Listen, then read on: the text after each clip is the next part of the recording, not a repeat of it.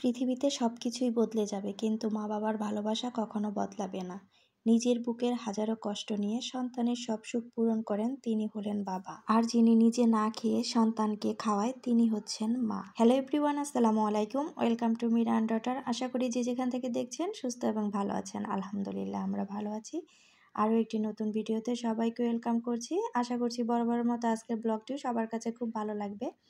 আর আজকের ভিডিওর thumbnail title দেখেই কিন্তু সবাই বুঝতে পেরেছেন আজকের ব্লগটা কিন্তু আমার বাবার বাড়ির ব্লগ। আর এখন এই মুহূর্তে যারা আমার ভিডিওতে ক্লিক করেছেন এবং ভিডিওটি দেখা শুরু করেছেন তারা প্লিজ ছোট্ট একটি লাইক দিয়ে আমার ভিডিওটি কন্টিনিউ করবেন। আপনাদের ছোট্ট একটি লাইক পারে আমাকে আপনাদের মতো আরও কয়েকজনের কাছে পৌঁছাতে।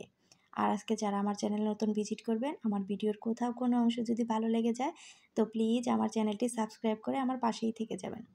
আর ইতিমধ্যে যারা এই কাজগুলো করে ফেলেছেন তাদেরকে জানাই অসংখ্য ধন্যবাদ। আজকের ব্লগটা কিন্তু খুব সুন্দর একটা মিষ্টি সকাল দিয়ে শুরু করেছি। তো এখানে দেখতে পাচ্ছেন একটা লোক কিন্তু পুকুরে মাছের খাবার দিচ্ছে। আসলে কিছুক্ষণ পর মাছ ধরার জন্য জাল ফেলা হবে, যার কারণে মাছগুলো এক জায়গায় যাতে হতে পারে এর জন্য কিন্তু মাছকে খাবার দেওয়া হচ্ছিল। খাবার খেতে যখন মাছ চলে আসবে তারপরে কিন্তু জালটা ফেলা হবে। আমার বাবার বাড়িতে সকালটা কিন্তু খুব ভোর থেকে শুরু হয়, ভোর 4টা থেকে শুরু হয়। আমার বাবার বাড়িতে এমন কোনো জিনিস নাই যেটা হয় না। এর আগে যে কোনো একটা ভিডিওতে কিন্তু বলেছিলাম আমার বাবার বাড়িতে গোলা ভরা ধান, গোয়াল ভরা গরু, পুকুর ভরা মাছ, এগুলো দেখে আমি বড় হয়েছি। তো আজকের ভিডিওতে চেষ্টা করেছি কিছু কিছু অংশ তুলে ধরতে। তো প্রথমেই খেজুরের রস নামানো দিয়ে শুরু করছি। তো এই যে এখানে আমাদের পুকুরের ধার দিয়ে কিন্তু কিছু খেজুর গাছ আছে, ওটা কিন্তু খেজুর গাছগুলো কিন্তু এবার কিছুটা কাটা হয়েছে। সম্পূর্ণ খেজুর গাছগুলি কিন্তু কাটা হয়নি, কারণ যে লোক কাটে মানে খেজুরের রস যে লোকটা নামাচ্ছে উনি হচ্ছে নতুন গাছ কাটে, অতটাও পারদর্শী না। উনি খুব ভালো যে কাটতে পারে সেটা না, আবার খুব যে খারাপ কাটে সেটাও না। তো যার কারণে উনি আসলে পারদর্শী না হওয়ার কারণে সবগুলো গাছ কেটে আসলে কাভার দিতে পারছিল না, যার কারণে কিছু সংখ্যক গাছ কাটা হয়েছিল আর কিছু কাটা হয়নি। আমি যখন খুব ছোট ছিলাম তখন কিন্তু অসংখ্য পরিমাণে খেজুর গাছ ছিল। তো এত পরিমাণে খেজুর গাছ ছিল তখন প্রতিদিন আমার আম্মাকে 1 থেকে 2 মণ করে রস জাল করা হতো ঝোলা গুড় বানানোর জন্য। তখন কিন্তু বিক্রি করতো না, সারা বছর খাওয়ার জন্যই কিন্তু করা হতো। আর তখন কিন্তু এই যে খেজুরের রসের যে এত চাহিদা, গুড়ের চাহিদা, এটা কিন্তু ছিল না, কারণ তখন কিন্তু এত বেশি ভেজাল যে সেটা কিন্তু ছিল না, যার কারণে আসলে এতটাও চাহিদা ছিল না।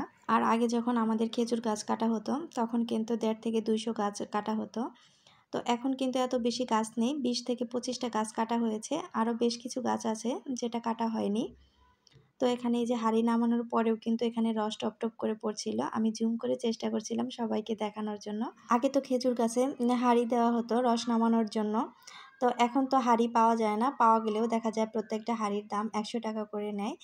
আবার দেখা যায় যে অনেক সময় হাঁড়িগুলো ভেঙে যায়, তো যার কারণে আবার ওইভাবে হাঁড়ি কিনে নিই। প্লাস্টিকের যে বড় বড় জার আছে ওগুলো কিনে এনে ওগুলোর গলায় কিন্তু রশি বেঁধে দিয়েছে। আর 2-একটা হয়তো হাঁড়ি ছিল সেগুলোই দেওয়া হয়েছে। যে রস নামাচ্ছিল ওনার পিছন পিছন কিন্তু রুবামা খুব দৌড়াচ্ছিল। আসলে কিভাবে গাছ থেকে রস নামানো হয়, গাছ থেকে কিভাবে রস পড়ে, এটা রুবামার কাছে খুব একটা আশ্চর্যের বিষয় ছিল। মানে ও তো জীবনের প্রথম এটা দেখলো। ও কিন্তু রাত্রে যখন ঘুমাচ্ছিল তখন কিন্তু আব্বাকে বলে ঘুমিয়েছিল যে নানা যখন তুমি সকালে উঠবে রস নামাবে তখন কিন্তু আমাকে ডেকে উঠাবে। তো আব্বা উঠার পরে ওকে না ডাকতেই কিন্তু ও উঠে গেছে রস নামাবে। আমি তো ওকে বললাম যে তোমার মনে হয় সারারাত ঘুমই হয় না এটার টেনশনে। আর যে চাচা রস নামাচ্ছিল আর বারবার তাকাচ্ছিল আর হাসতেছিল, তো ওনাকে যে আমি ভিডিও করতেছিলাম উনি কিন্তু খুবই খুশি ছিল ওনাকে ভিডিও করছিলাম বলে। উনি কিন্তু গাছে উঠছিল আর বারবার পিছন দিকে তাকাচ্ছিল আর আমাকে জিজ্ঞেস করছিল ওনাকে ঠিকঠাক দেখা যাচ্ছে কিনা ক্যামেরাতে। হ্যাঁ, আমি বললাম যে হ্যাঁ আপনাকে দেখা যাচ্ছে। তো ওনাকে আমি ক্যামেরা বন্দি করছিলাম বলে কিন্তু উনি খুব খুশি ছিল। আর উনি আমাকে বলছিল যাতে আমি ফেসবুকে ওনার এই গাছে ওঠার ছবিটা ছেড়ে দেই, যাতে আশেপাশের লোকজন জানতে পারে যে এখানে খাঁটি খেজুরের রস পাওয়া যায়। এর আগে আমি 2টা ভিডিও ছেড়েছি গ্রামের। তো আমার অনেক আপুরা কিন্তু গ্রামের ভিডিও খুব পছন্দ করেছে। আশা করছি আজকের ভিডিওটাও কিন্তু তারা অনেক বেশি পছন্দ করবে, কারণ আমার বাবার বাড়ির ভিউটা এত সুন্দর। আমি যদিও বা অত সুন্দর ভিডিও করতে পারি না বা ক্যামেরায় অত সুন্দর করে ফুটিয়ে উঠাতে পারিনি, তারপরেও যতটুকু পেরেছি চেষ্টা করেছি। আর আমার বাবার বাড়ির এরিয়াটা এত বড়, যেটা আসলে আমি ঠিকঠাক মতো অত সুন্দর করে ভিডিও আমি করা আমার পক্ষে সম্ভবই না। পুকুরের ধার হয়ে রুবামা যে দৌড়ে আসলো, ওখানে কিন্তু একটা বিল আছে। আমি চেষ্টা করেছি দেখানোর জন্য। তো এখানে এই যে রস নামানোর পরে কিন্তু আশেপাশের যারা ২-১ জন জানে তারা কিন্তু রস কিনতে এসেছে আর খেতে এসেছে। আর এবার বাড়িতে যাওয়ার পরে আব্বা আমাকে বলছিল ভোর ৪টা থেকে মানুষ আসা শুরু করে এই খেজুর গাছের ছবি ওঠানোর জন্য, রস খাওয়ার জন্য আর হচ্ছে ব্লগিং করার জন্য। তো এটা শোনার পরে আমি আব্বাকে বলতেছিলাম যে আব্বা ২০ টাকা করে টিকিট কাটলে কিন্তু খুব একটা খারাপ হতো না, বলতেছিলাম আর হাসতেছিলাম। তো এখানে এই যে আর কিছুক্ষণ আগে যে আদার দেওয়া হয়েছিল, এখানে মাছ ধরার জন্য কিন্তু জালটা ফেলা হবে। এখানে মাছটা ধরা খাওয়ার জন্য যতটুকু না প্রয়োজন তার থেকে বেশি প্রয়োজন ছিল। রুবামা মাছ ধরা দেখবে, মাছ ধরবে, এটাই কিন্তু তার মানে নানার সাথে কন্ট্রাক্ট ছিল। উনি মাছ ধরা দেখবে আর মাছ ধরবে হাত দিয়ে, নিজে হাত দিয়ে মাছ ধরবে। এর আগে কখনো সে মাছ ধরতে পারেনি বা মাছ ধরা জাল দিয়ে সেটাও সে দেখতে পারেনি।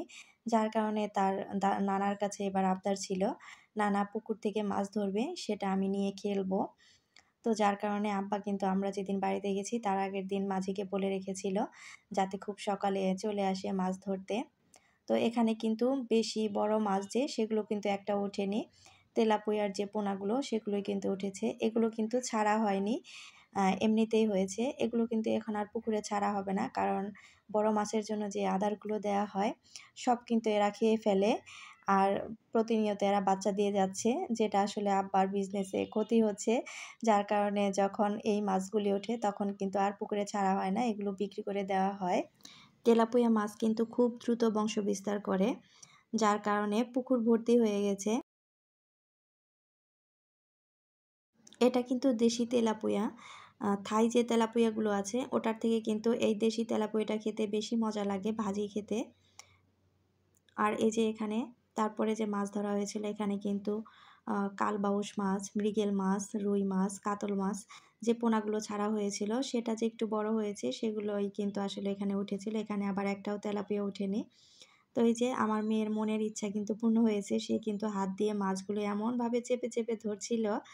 তো এখানে সব মাছগুলো কিন্তু নেওয়া হবে না, যে মাছগুলো আসলে বড় খাওয়ার উপযুক্ত হয়েছে সেগুলোই কিন্তু নেওয়া হয়েছে।